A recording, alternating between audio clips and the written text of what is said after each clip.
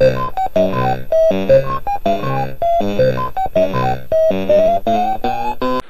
YouTubers, my name is Desmond Wilson and today I'm going to help you in how to fix your Sony PlayStation 3's yellow light of death.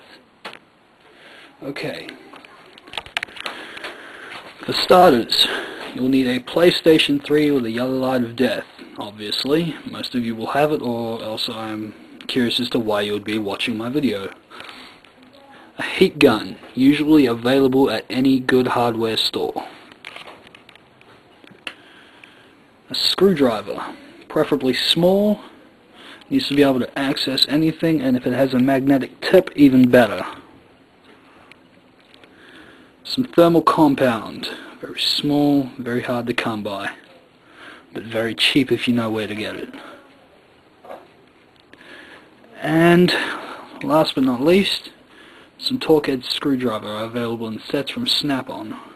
Yeah, good quality. For those of you who do not know, the PlayStation 3's yellow light of death is a system malfunction where the CPU disconnects itself from the motherboard of the system. This is what happens.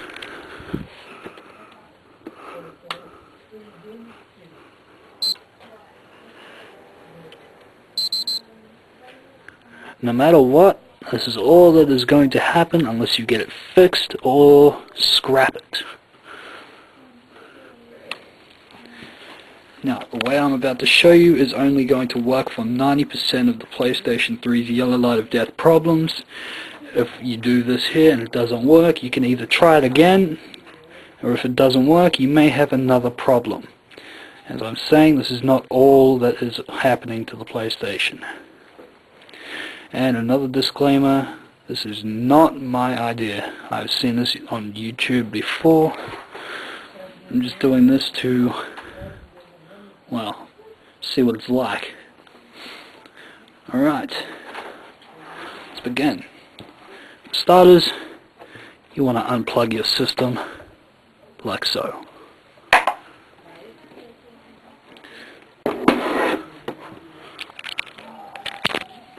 There will be a small hole in the side here, usually just down under the rim here. There will be a sticker which, when removed, voids your warranty.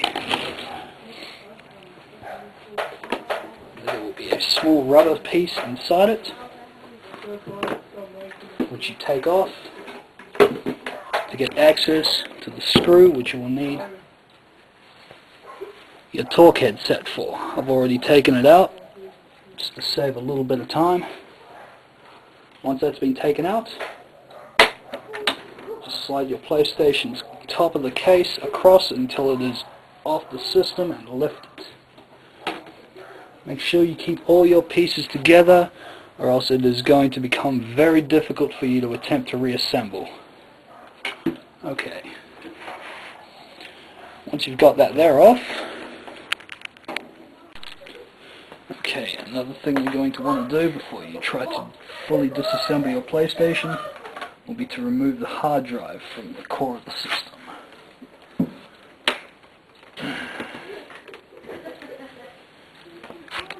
It's located in the side here, below where your warranty sticker was, right here.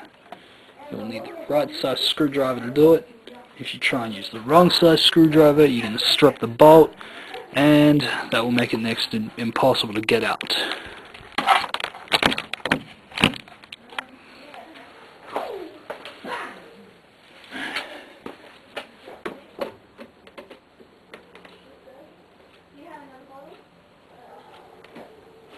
Just quickly removing the blue bolt, blue screw I mean.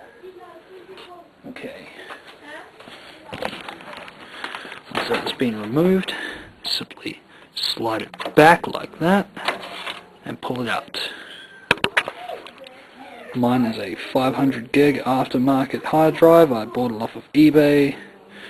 You don't need to stick with the standard packages that they give you, and you can feel free to upgrade it at any time.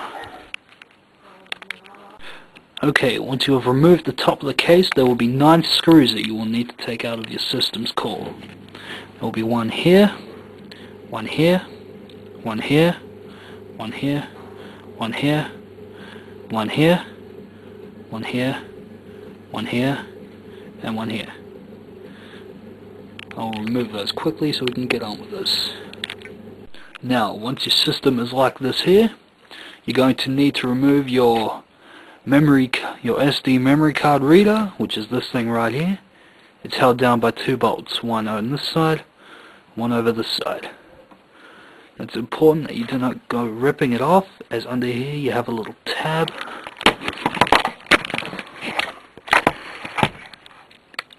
You simply have to pop this small black thing here up and slide it out.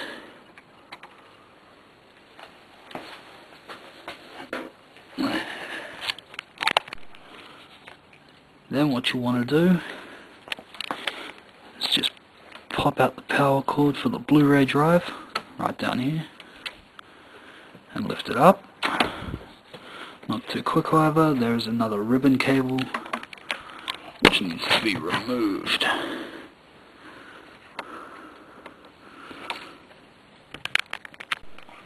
To remove it, just need to take out this big ribbon cable right here. Just held together by a tab down here that you simply pop up to remove.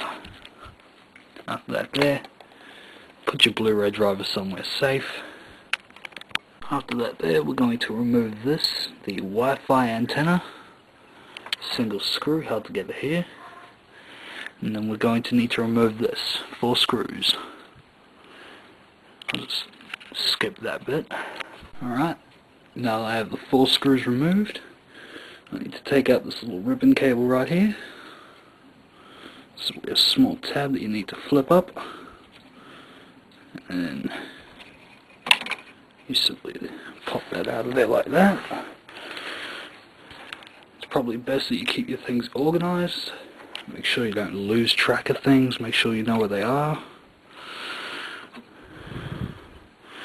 And we have now ourselves another little ribbon cable. Same deal as before. Pop the tab, remove the cable, and just lift that up out of there like that.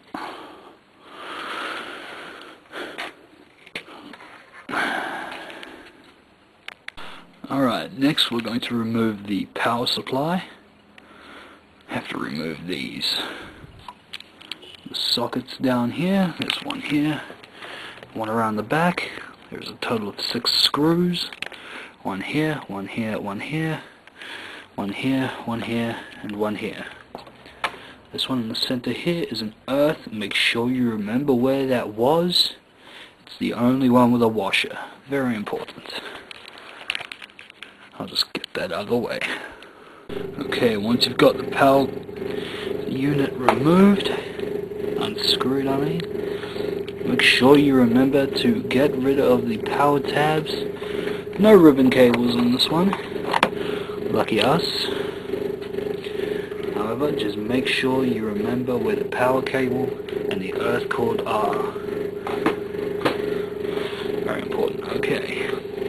Next we'll be taking off the power switch for the power and eject buttons. Small ribbon tab here. Just pop that out like that. And remove the 2 screws. Okay, now once the power is out, I'm going to remove the entire top casing here. By removing all the arrows, they have arrows, by removing all the screws, they have arrows pointing to them. 2 of these screws here are smaller than the rest of them. Probably best that you don't try to do it with the same screwdriver. You may wind up stripping them and bodging your process. I'm just going to skip to the end of that. Alright, I have all the screws removed. Basically the 2 small screws hold the casing together. They're not required to be taken out now, but better sooner than later. Once you have that there popped out, you should be able to remove the bottom section of the casing.